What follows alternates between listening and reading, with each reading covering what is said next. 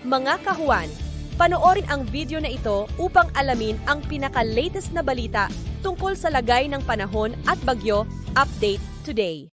Sa kasalukuyan po ay bahagyang humina ang epekto ng shearline at hindi na po ito nakakaapekto sa anumang bahagi ng ating bansa. Ngunit ilang bahagi pa rin po ng ating kapuluan ay makakaranas ng maulan na panahon dulot po ng epekto ng easterlies o mainit na hangin na nanggagaling sa karagatang Pasipiko, pati na rin po nitong northeast monsoon o hanging amihan.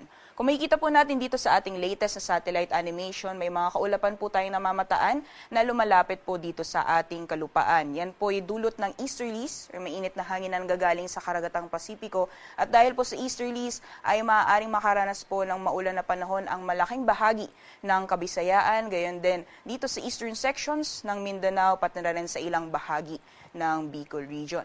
Samantalang for areas naman po ng northern at central Luzon, patuloy na umiiral ang hanging amihan or northeast monsoon at magdudulot naman ito ng mahihinang mga pagulan o mga pag-ambon sa malaking bahagi ng northern Luzon ngayong araw.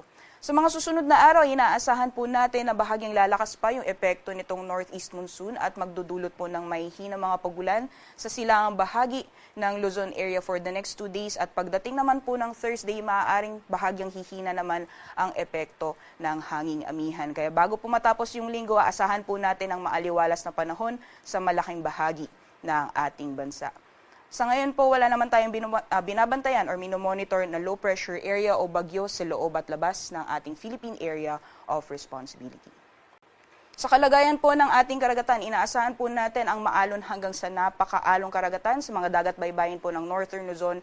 Dulot po yan ng epekto ng hanging amihan, particularly dyan po sa mga dagat baybayin ng Batanes, pati na rin po sa northern coast ng Cagayan kasama ang Babuyan Islands as well as sa mga dagat baybayin po ng Ilocos Norte at Ilocos Sur. Maaring umabot po ng 5.0 meters yung taas ng mga pag-alon, kaya delikado pong pumalaot, especially yung mga kababayan po natin na may mga maliit na sakyang pandagat.